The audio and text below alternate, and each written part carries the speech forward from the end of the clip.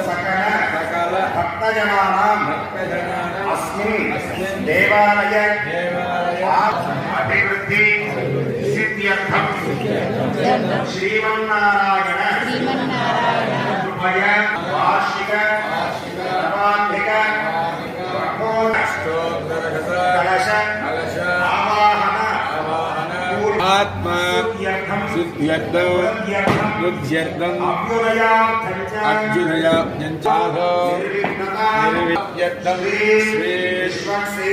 Vishwaksen आराधनाख्यम